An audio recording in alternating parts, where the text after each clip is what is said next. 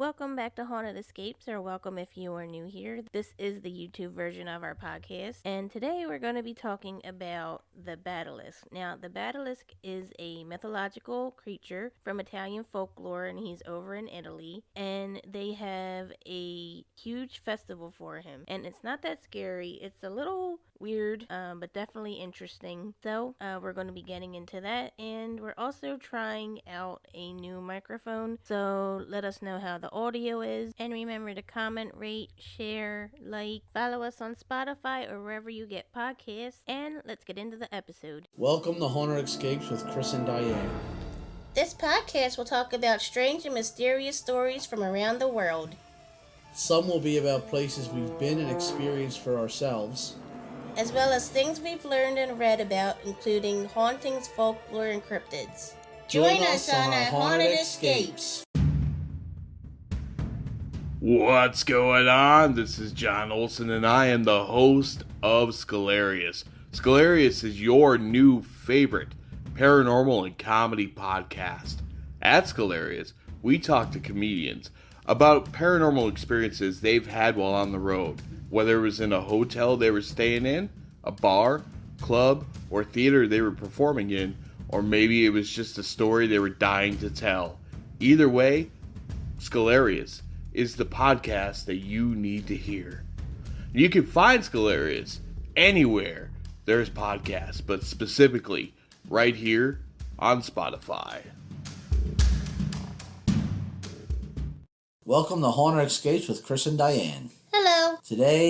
On today's episode, we're going to be doing something a little different. Instead of doing something about ghosts or goblins, and we're going to be doing something more based in Italy and their local history, because as I think we've said many times, my wife is Italian. Mm-hmm. So I did the Dullahan 2 weeks ago, which was Celtic, Scottish, Irish, which is part of mine. And I also did Krampus back at Christmas, which covers the other half of my genes. So this one we're going to do for my wife. Now, it's not scary. It's an interesting story that has a festival tied into it. Yeah, that's pretty cool. I've never heard of other Italian cryptids having a festival to honor them. Yeah, this isn't nothing scary, and it's just kind of something that I know this one area does. Now, I don't know if other parts of Italy do something similar, but this one area, it's called the Camonica Valley in Lombardy, Italy. This is something they do, and it's pretty neat. So sit back and let's start. Diane's going to do the reading today because this is all about her people. So, go ahead, babe. Yes, and I'd like to, we want to apologize for not having an episode last week. That was totally my fault, totally human error. I went to edit it, I edited the episode, and then, I thought I had edited the episode, and then when I went to upload it, I realized that not only did I not edit it, but the whole thing was gone. So we had to do a part B. Yeah, so this is a do-over, essentially. So, let me say that I am Italian. I'm not sure where the family on my mom's side is from, but the family on my dad's side is from Campobasso in Italy, and I grew up the whole traditional Italian way, big Sunday dinners, homemade gravy, all that kind of stuff. Yes. And then when I met Chris, and the way that we do big dinners for holidays like Easter, Christmas, Thanksgiving, it's more of a 2-dinner kind of deal where we'll have, for Easter, we'll do the ham, for turkey, we'll do the Thanksgiving, but we also do Italian dishes, ravioli, spaghettis, meatballs, and stuff like that. And when I met Chris, he had never experienced anything like that before, so that was a big shock to him. Yeah, the first big holiday I had over their house was Easter. Yeah. And my family, our Easter dinner was very casual. We had ham, but then my mom would make homemade potato, macaroni salad, and it was just like buffet style. You would go in there, you grab what you wanted, you would come in, sit down, family would be over, and everybody would just kind of talk and watch TV and things like that. And then when I went to Diane's, hers was a totally different thing. Hers was like very formal, and you go in there and they had all these different treats to begin with. Mm-hmm. Then they did the meat for the spaghetti, and then they did pasta, and then they did. By the time you're done, if you don't know how to pace yourself, forget it. You're gonna be sick. Yeah, you take a little bit of each thing. Yes, we've been together now 10 years, and I'm finally realizing that you take a little tiny bit so that you don't insult anybody. Yes, because it's the way that the Italian culture is that we overfeed, and I guess it's more of the love language of the Italians is that to make sure people eat. Yes. So, yeah, it was it was different, but now we usually do most of our big holidays there, and it's become kind of second nature now. We're all used to it. And then after that, there's dessert. Yeah, and then there's dessert, and it's not, you don't get a couple minutes after the meal to wait to have dessert. No, it gets brought out immediately after you eat. It's a lot of food. You got to go a week without eating before you go in there. Now, I know you said it's Italian, regular Italian, but I think it's more like the inner city Italians, we're from Philadelphia, so the South Philly Italians, yeah. And I think up in New York, the Italians from those neighborhoods. Mm-hmm. It's Americanized Italians, because my dad had a friend who was from Italy, yeah. And they did do the big meals and everything. Yeah. But certain things they didn't call tomato sauce, they didn't call it gravy. That's something that's here. I know between the Philly Italians, some call it gravy and some call it sauce. I know that's a big debate. But growing up, we always called it gravy. Yes. So, the Badalisc is a mythological figure from Camonica Valley in Lombardy. According to tradition, it is a mythological being who lives in the woods and annoys the village. So this just reminds me of somebody who ding-dong ditches you or taps you on the shoulder and runs away.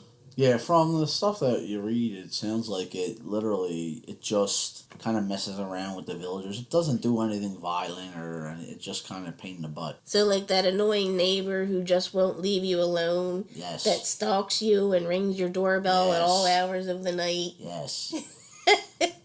Not that we have any of those. Mm-hmm. Every year during the period if you want to hear about the annoying neighbor, you can ask us. I'll tell you in secret.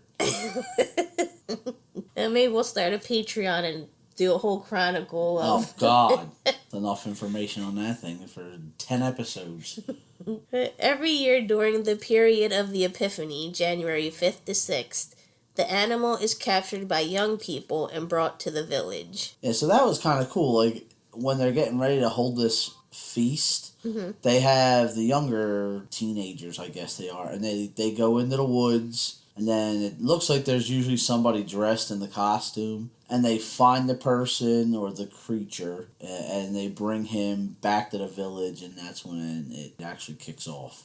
The creature knows that he's going to the festival. He's expecting for the kids to come and grab him. Yeah, that's what it sounds like from what I was reading. And the creature looks like a cross between a goat and a snake with large, majestic horns. So that's kind of weird looking. Yeah, it's got the body of a snake and the head of a goat. So... But it looks like it walks on two legs. Huh. It was a cool looking creature. Yeah, I actually saw a Pokemon. I think there's a Pokemon version. Yeah, I can see that. There's a Pokemon version of him drawn. So while it is brought into town, it playfully lunges towards people. There are people dressed up in masks and costumes. Some costumes that are always worn are one of a young boy, an old man, an old woman, and then a beautiful maiden. The maiden is there to lure the creature into the town. Yes, and some of the other research I was reading into when I was writing up this episode was a lot of times they're all men who would dress up with, and they just would dress in the costumes, and they would have masks. So, the maiden is actually a guy who's dressed up in the costume. And okay. The kid's actually a guy dressed up in the costume. And then they have all kinds of other, things, too. There's one part with witches, which you'll read that in a minute. Okay. That's also people wearing costumes. And everybody wears costumes. And kind of like a Mardi Gras type thing. Okay. Is there a reason why it's a young boy, an old man, and an old woman, or is that just... I think it's just supposed to be because of, the stages of... Oh, growth? Life, yeah. Okay. There is dancing and drinking. There are large cans filled with milk being banged on by people dressed as witches, too. The parade makes its way to the center of the town. Once there, a person dressed as a hunchback comes out. He is supposed to be someone who fought the Badalisc, and he bangs sticks together. Then someone is used as an interpreter. So you gotta imagine this now. You're gonna have a bunch of people coming into your town, and there's this creature tied up, and they're walking through. It's like a mummers parade. And then when they get in there, there's the guy who's dressed as a hunchback, and he supposedly is someone who fought the Badalisc in a fight. Okay. And he uses these sticks that he raises up in the air, and he starts like clacking them together to the beating. Okay. And then before the whole thing goes off, parade starts and everything, the festival, they wind up picking somebody who's going to be the interpreter, because apparently the Badalisc only talks in like jibber jabber, or like riddles, and this interpreter is someone who can understand what the Badalisc is saying. Oh. And then he tells people what's going on. Oh, I wish we had that for everybody. Yeah, right. That one annoying neighbor. So not only does he not just talk outright, he speaks in riddles and needs an interpreter. And we should probably go over what the mummers are for people who aren't local. Well, mummers are just people who dress in costumes and they perform in the street. They go back to way long ago, back in the Middle Ages and stuff. But in Philadelphia, we have a Mummers Day Parade, which is January 1st or 2nd. Yeah, January 1st. And that's the same thing. It's a bunch of people, costumes, and they go through the streets, and they get judged on the costumes, and it's a fun time. If you're ever in Philly during the time, you should check it out. Yeah, and there's string bands, and men dress up as women with wigs and really fancy, elaborate costumes. When I do the YouTube video, I'll post a couple pictures of some mummers. Because it's really interesting, and it's really neat, and it's one of the traditions here that everybody still really loves. Yeah, we all look forward to it. They tried to do away with it a few years back, and it caused a huge uproar. Yeah. So once in the town square, there is the speech of the Badalisc, in which the animal reveals hidden secrets about the community. On the second day, the Badalisc dinner is served, and in the evening, the monster is released and allowed to return to the woods. Yeah, so where the animal's revealing hidden secrets, it's like town gossip stuff. Wow. Like, it'll be like, oh, so-and-so over here, he's sleeping around with this person, or this kid stole this person's shoe, or like goofy things like that. And sometimes it's said that people will actually get angry with each other, but it's all in fun, and they wind up pushing it out, and they continue with the story, like the whole festival. And apparently the Badalisc is like, he's the guest of honor at the dinner, so he gets to sit at like the head table. Oh, wow. So he gets his own chair and everything. So is there like a line that he draws, or is he be like, Peggy, I know you slept with Joe over there, so... I think it's like that, yeah. It sounds like he's just like a shit star. Oh, wow. No wonder he's really annoying. Because he annoys people, so I guess throughout the whole year he's doing stuff, eavesdropping. He's the annoying neighbor. Yeah, looking in your windows. Yeah. So it is an event of fun and merriment. The meal is called the polenta di Badalisc. It sounds like a creamy soup or stew that is served with sausage or other meats, as well as cheese and sometimes a red sauce. Yeah, so I don't really know what a polenta is. I think there was a video on cooking history with Max Miller. Yeah. I think he does one where he makes it. I think if I'm thinking of the right thing, I think it's like a couscous almost like a rice or like a grain. I really don't know. Like I said, it's called Cooking History or Eating History with Max Miller. I think it's cooking history. And he makes the polenta thing, so you can well, always check out his video if you really need. He does really cool stuff. Yeah, it's cooking. I believe it's Cooking History with Max Miller. He goes in depth into the history and the recipes and everything. It's a really, really good YouTube series. And the small children would go around town during the event and find offerings for the creature. So now that, in the older days when it would do it, they would go grab the stuff to make polenta. Mm-hmm. But then as it evolved, and I guess they started wanting to make, not just use any old food, they would do gifts for them. Like it might be small stones or rocks or just stupid little things that they go around and collect for them. Oh, and they make them as presents. Oh, that's nice. In the past, women were not allowed to hear the monster's speech. If they did, they wouldn't be allowed to receive communion the next day. That is no longer the case now, though. Yeah, so again, this is back when it first started. Sadly, women weren't really allowed to do a whole lot of things. Of course, we got the short end of the stick as usual. And this was just one of it. And they thought that, like, because it was blasphemous things, the women shouldn't hear it. Okay, so... women were probably the ones making them up most of the time. Oh, really? Gossips. So, I'm assuming he's talking about Holy Communion in church. Going in to the church. Catholic religion or Christian religions. Do you want to explain a little bit what communion is for people who don't know? know? If people aren't in Roman Catholicism, really any Christianity, during the Mass, there's, like, the middle part of the Mass, almost near the end. They have communion where the priest or the minister, whoever, does a blessing, and it makes the wafer and the wine into the body and blood of Jesus, and then people eat it. Yeah, I know it's at the very tail end of the Mass, because I know when... Yeah, right after that you usually leave. Yeah, when I went with my parents to church as a kid, the people who would leave right after getting communion instead of going back to the pew, I know my mom would be like, look, they're not even staying. So it's kind of like a taboo thing to do. It was believed that by hearing the misdeeds of the townspeople told aloud would act as a reset and would purify everyone for the upcoming new year. Oh, so it's like a confessional almost. Yeah, pretty much. And everybody, you get it out in the open, now everybody knows everything. So now you can start fresh for the new year. So if Peggy and Joe had a love child, how are they going to start fresh for the new year? Well, I mean, now Peggy and Joe's spouses now know what's going on, so they can either tell them, yo, get to stepping, or they can figure out what they're going to do. But the thing is, it will be out in the open, and now they can deal with it and move on. Just be in the back sharpening your pitchforks and stuff. It's like, oh, really?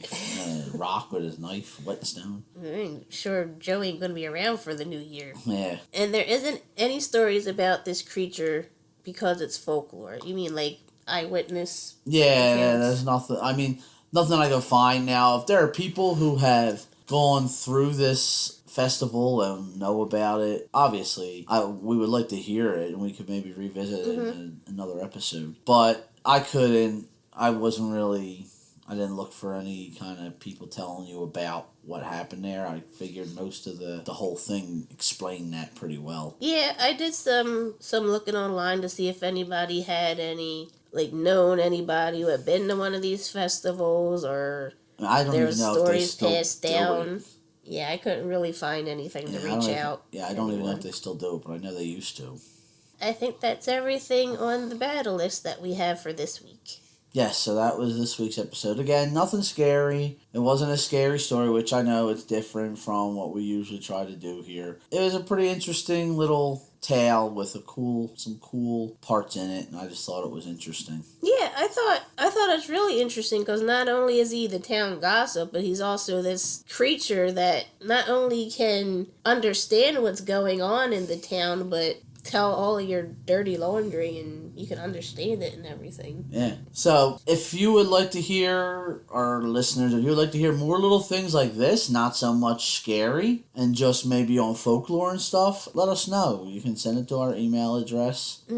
Or on our website. Yep. Diane will give you all the details of that stuff. But you can check it out. If you want to hear more, maybe we can do a whole little new series based off of different folklore and things in regions, because it's pretty interesting. Yeah, so we're always looking for stories, any ghost stories, weird, creepy stories that you may have. You can email us at penepicproductions@gmail.com, or there's a nifty form right on our website that you can write your story at, and our website address is penepicproductions.wixsite.com/haunted. Yes. So now, some information on our new podcast, Candlelit Stories. Currently, the guy who is going to be doing the reading for me, his name is Jim Hubmaster. He used to do radio for a local radio station here, KYW. He did the news, and he did the traffic reports, and he did some television show, like some television news reports where he would do it. Luckily, I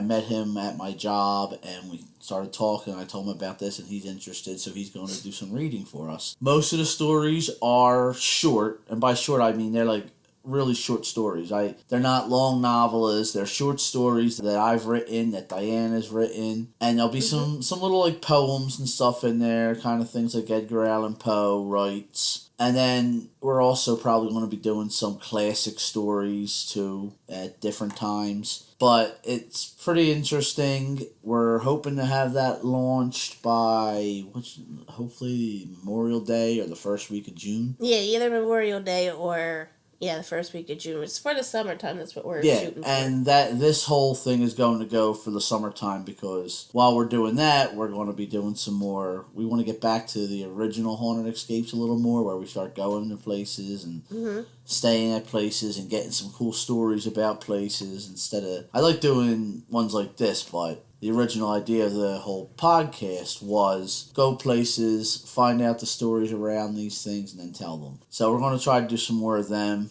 So that's what the summer's going to be. We're currently going back to Jim Thorpe in June. So I know we did an episode on the old jail, but there's a lot of other hauntings in that area that we're going to be talking to. And we're going to see if we can't find out some more stories and try to have maybe another episode on Jim Thorpe because we really enjoy it there. It's really nice there. Very pretty. Very laid back, so we're looking forward to that. And then we're also going to be doing some other places. We're going to be going to Eastern State Penitentiary. We want to get up to the asylum in upstate Pennsylvania.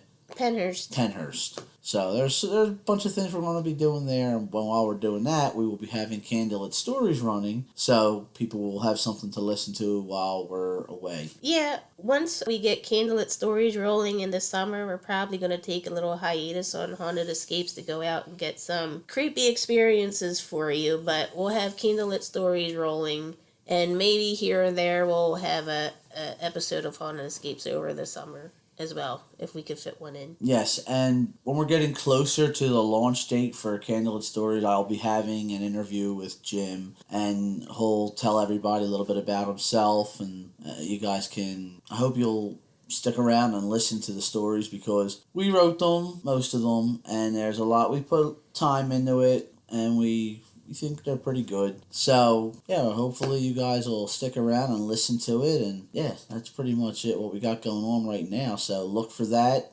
in the beginning of June. Again, thank you again as always, for joining us on our Haunted Escapes. And we hope to hear from you guys about some ideas for stories or places you would like us to go to.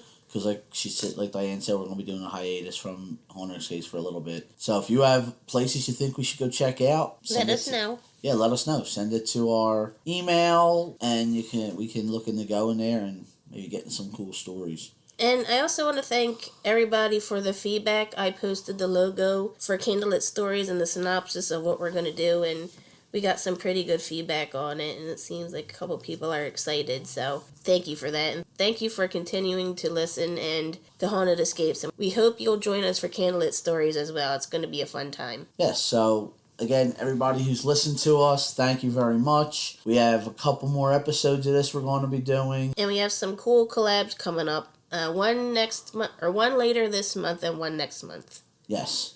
And that's also, if you have a podcast that you would be interested in doing a collaboration with us, or you would like us to maybe post an ad for your podcast, contact us at our email, and Diane or myself will get back to you and we can set something up. Yeah, absolutely. So thank you again, everyone, and as always, we greatly appreciate you listening. Have a great day, week, year, month, life. Thank you. Bye. Bye.